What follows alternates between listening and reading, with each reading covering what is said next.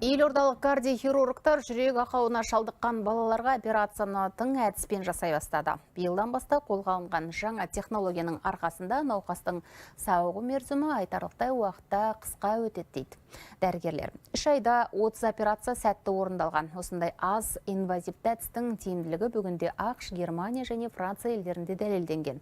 Бүгін міне дүниежүзілік денсаулық сақтау күніне орай ұлттық ғылыми медициналық орталықта тағы бір операция ойдағыдай өтті.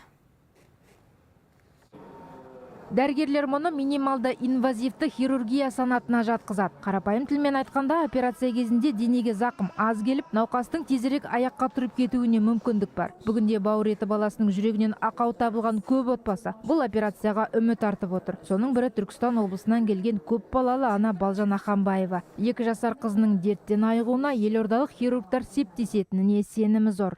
Төле би ауданынан Ленгерден келдім. Жүктілік кезінде ешқандай ақау болған жоқ менде.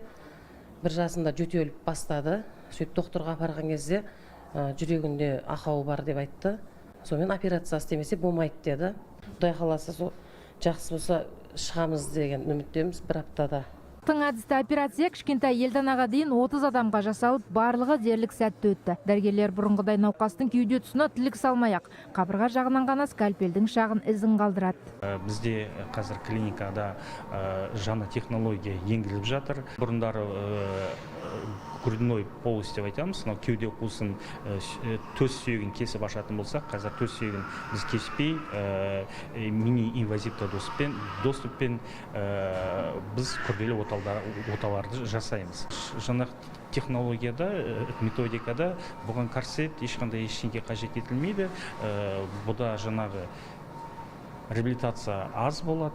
Бұған дейін науқастар операциядан кейін бірнеше ай ауруханада жатып қалыпқа келетін. Қазір оған 7-8 күн ғана қажет. Елордалық кардиохирургтар жүрек ақауы түрінің 60%-ын осы әдіспен емдеуге болатынын айтады.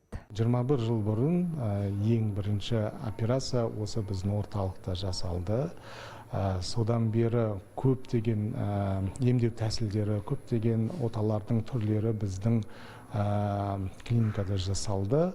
Құдайға шүкір, қазір жақсы жүріп жатыр. Біздің мемлекетіміздің қолдауымен енді осы жылдан бастап жаңа тағы бір әдісті енгізіп жатырмыз. Енді ойымызда одан арғы дамыту, ойымызда үлкен бір мақсатымыз бар осының бәрін дамытуға. Елде жыл сайын 3000-ға жуық бала жүрек ақауымен дүниеге келеді. Олардың барлығына хирургиялық ем қажет. Ал біз сөз еткен аз инвазивті әдіс тек Елордадағы балалар кардиохирургиялық орталығында жасалады. Оған қазірдің өзінде 100-ге жуық бала кезекте тұр. Рухани Абдрахман, Бағдат Қайыркен, 24 KZ.